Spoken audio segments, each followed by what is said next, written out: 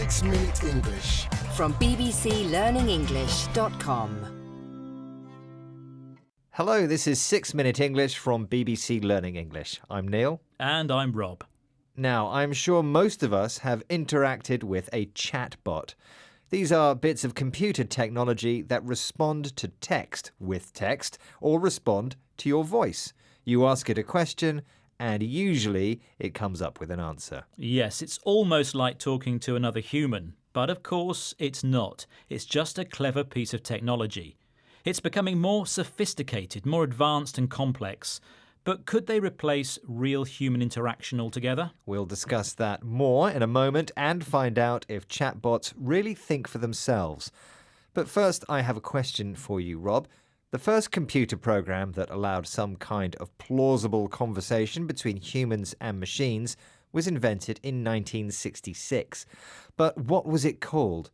Was it A, Alexa, B, Eliza, or C, Parry? Well, it's not Alexa, that's too new, so I'll guess C, Parry. I'll reveal the answer at the end of the program.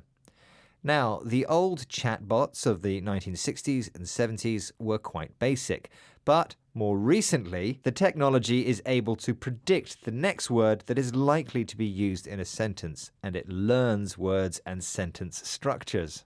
It's clever stuff. I've experienced using them when talking to my bank or when I have problems trying to book a ticket on a website. I no longer phone a human, I speak to a virtual assistant instead.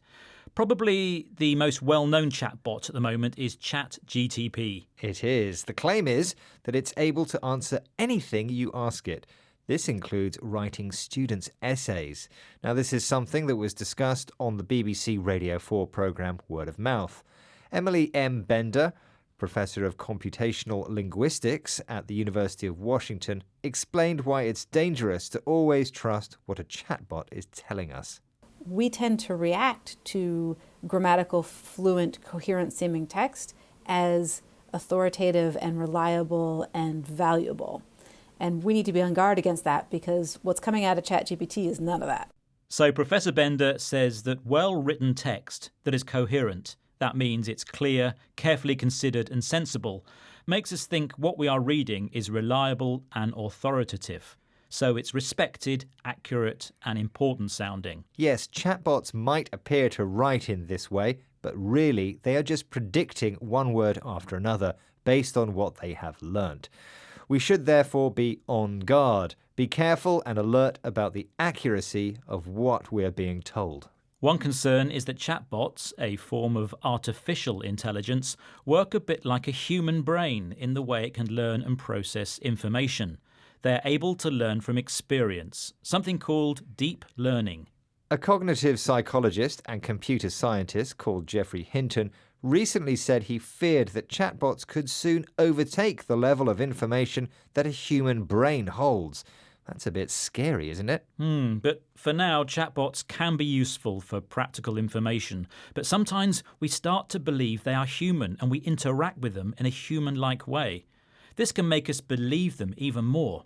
Professor Emma Bender, speaking on the BBC's Word of Mouth programme, explains why we might feel like that. I think what's going on there is the kinds of answers you get depend on the questions you put in, because it's doing likely next word. And so if as the human interacting with this machine, you start asking it questions about how do you feel, chatbot, and what do you think of this, and what are your goals, you can provoke it to say things that sound like what a sentient entity would say. We are really primed to imagine a mind behind language whenever we encounter language. And so we really have to account for that when we're making decisions about these. So, although a chatbot might sound human, we really just ask it things to get a reaction. We provoke it. And it answers only with words it's learned to use before, not because it has come up with a clever answer. But it does sound like a sentient entity. Sentient describes a living thing that experiences feelings. As Professor Bender says, we imagine that when something speaks, there is a mind behind it. But, sorry Neil, they are not your friend. They're just machines. Yes, it's strange then that we sometimes give chatbots names. Alexa, Siri. And earlier, I asked you what the name was for the first ever chatbot. And I guessed it was Parry. Was I right? You guessed wrong, I'm afraid. Parry was an early form of chatbot from 1972, but the correct answer was Eliza. It was considered to be the first chatterbot, as it was called then, and was developed by Joseph Weizenbaum at Massachusetts Institute of Technology. Fascinating stuff. OK, now let's recap some of the vocabulary we highlighted in this programme. Starting with sophisticated, which can describe technology that is advanced and complex. Something that is coherent, is clear, carefully considered, and sensible. Authoritative means respected, accurate, and important sounding. When you are on guard, you must be careful and alert about something. It could be the accuracy of what you see or hear, or just being aware of the dangers around you. To provoke means to do something that causes a reaction from someone. Sentient describes something that experiences feelings, so it's something that is living. Once again, our 6 minutes are up. Goodbye. Bye for now. 6 Minute English from bbclearningenglish.com.